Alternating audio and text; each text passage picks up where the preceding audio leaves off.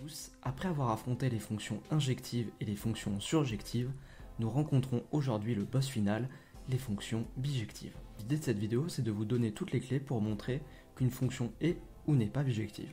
C'est parti. Commençons par la définition. On considère une fonction f qui a tout élément de E lui associe un élément dans l'ensemble grand F. On dira que f est bijectif de grand E dans grand F si tout élément de f a un unique antécédent dans E par votre fonction f.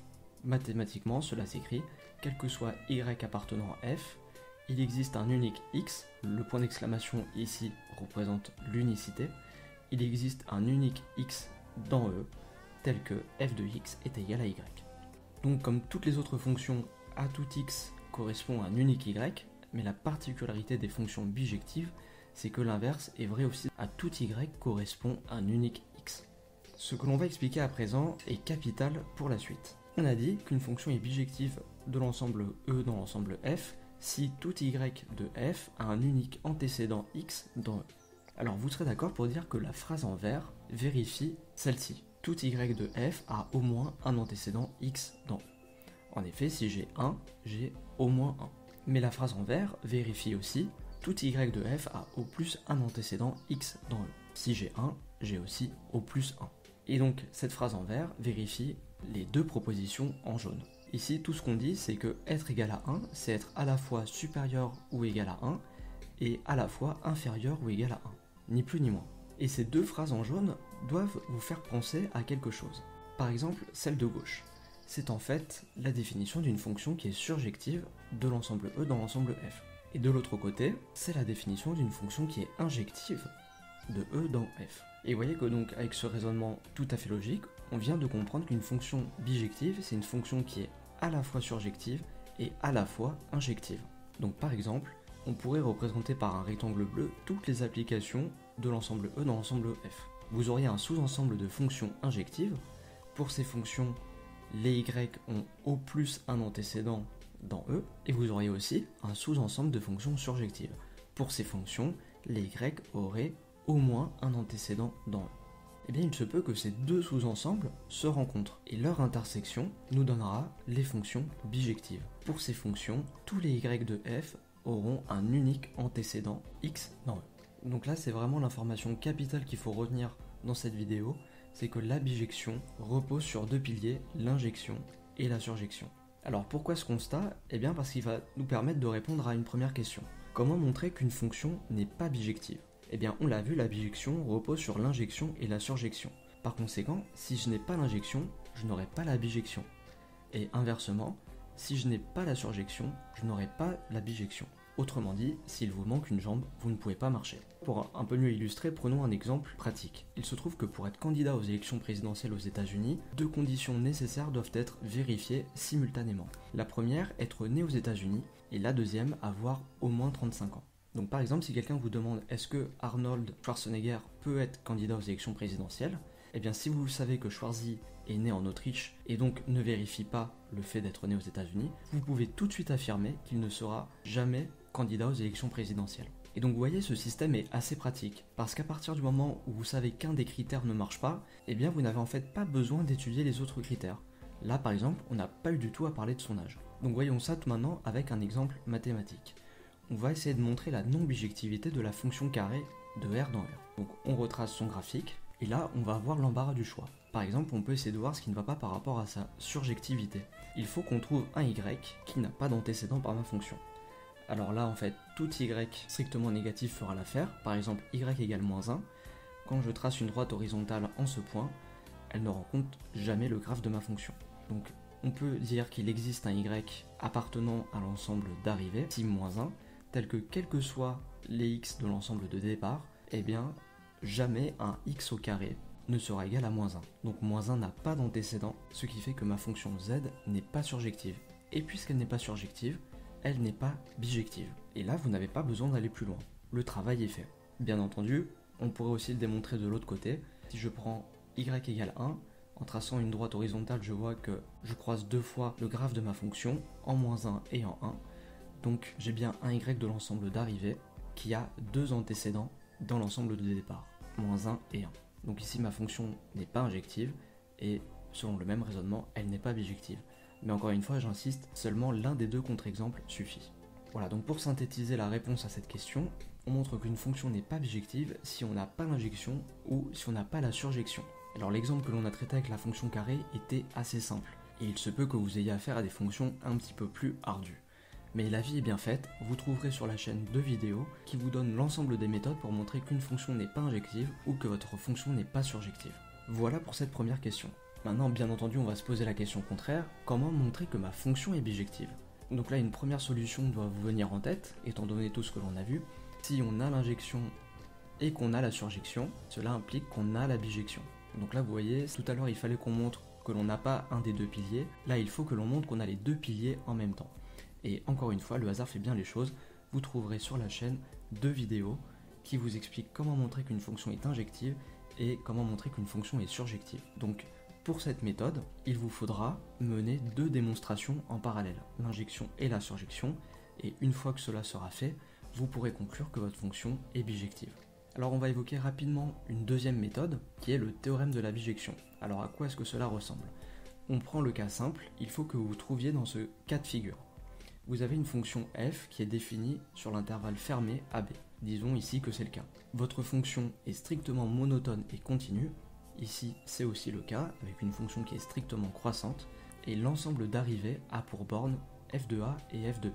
Donc par exemple, si je définis moi mon ensemble d'arrivées ainsi, ça marchera. Et bien si vous avez ces conditions réunies, alors vous pouvez tout de suite affirmer que votre fonction est bijective entre les intervalles AB fermé et f de a, f de b fermé lui aussi. Voilà, alors je ne m'étendrai pas trop sur ce résultat parce qu'en fait c'est un corollaire du théorème des valeurs intermédiaires, et si vous ne l'avez pas déjà vu en cours, eh bien vous n'aurez entre guillemets pas le droit d'appliquer cette méthode.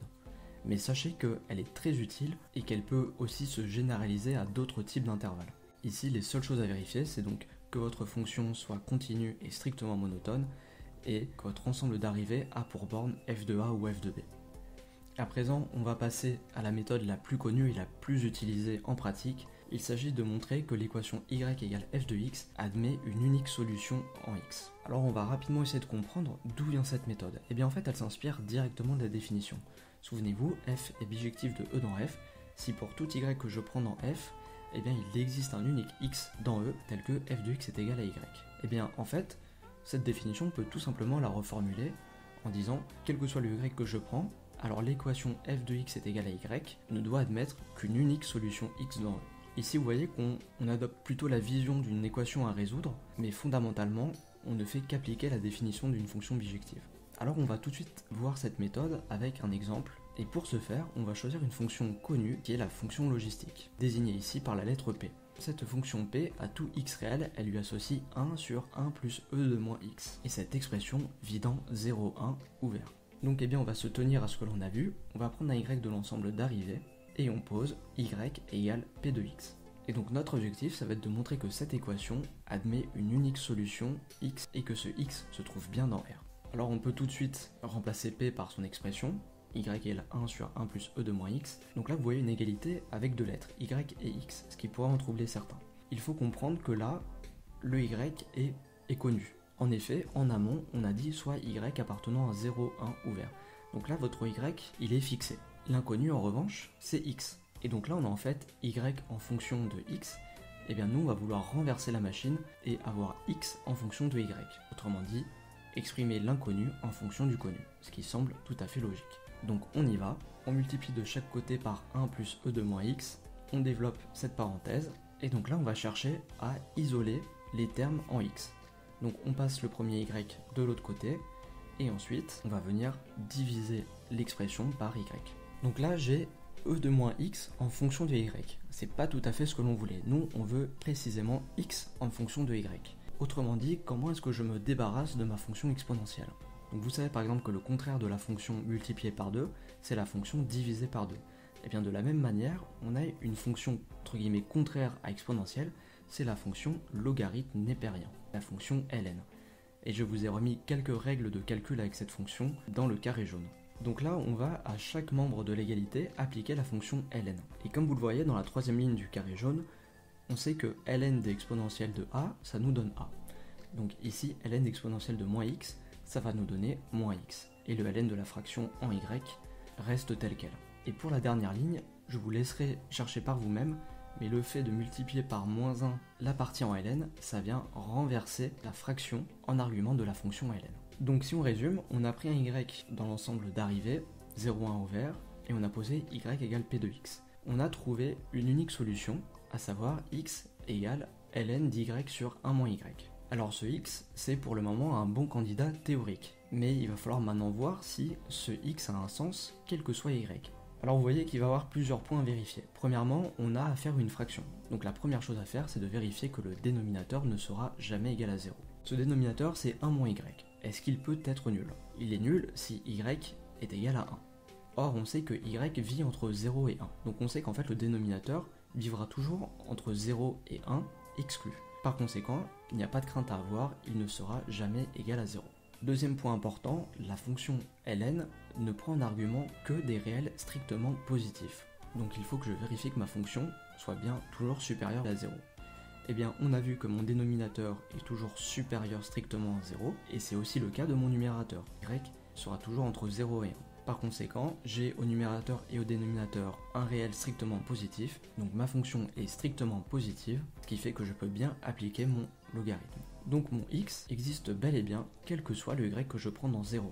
Et d'ailleurs, il y a quelque chose d'assez intéressant à remarquer, c'est que quand vous faites varier votre y entre 0 et 1 exclu, eh bien la fraction y sur 1 moins y varie entre 0 et plus l'infini. On dirait pas comme ça, mais c'est bien le cas. Et si je donne en argument à ma fonction ln quelque chose qui varie entre 0 et plus l'infini, eh bien le tout variera entre moins l'infini et plus l'infini. Et donc là, je vois que mon x habite bel et bien dans R tout entier, ce qui est cohérent avec la définition de la fonction p. Donc si on récapitule, eh bien pour l'équation y égale p de x, quel que soit y, nous obtenons une unique solution dans R, x égale ln de y sur 1 moins y.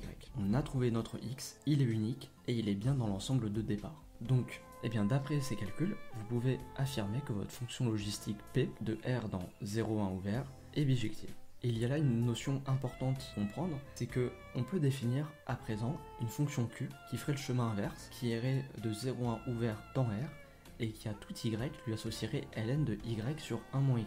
Cette fonction q, on l'appellera la fonction réciproque de p. Vous trouverez souvent d'ailleurs la notation p-1, mais ici nous avons choisi q.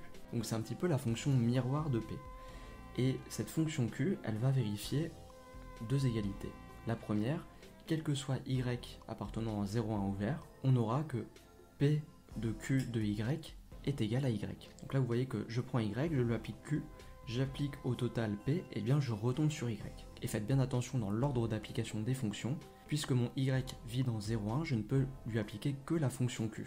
Et ensuite q de y vit dans R, ce qui fait que maintenant je peux lui appliquer la fonction p. Et de la même manière, quel que soit x appartenant à R, j'ai q de p de x est égal à x. Et donc cette fonction q, cette fonction réciproque, ça sera la seule fonction à vérifier simultanément ces deux égalités. P rond q est égal à l'identité pour y.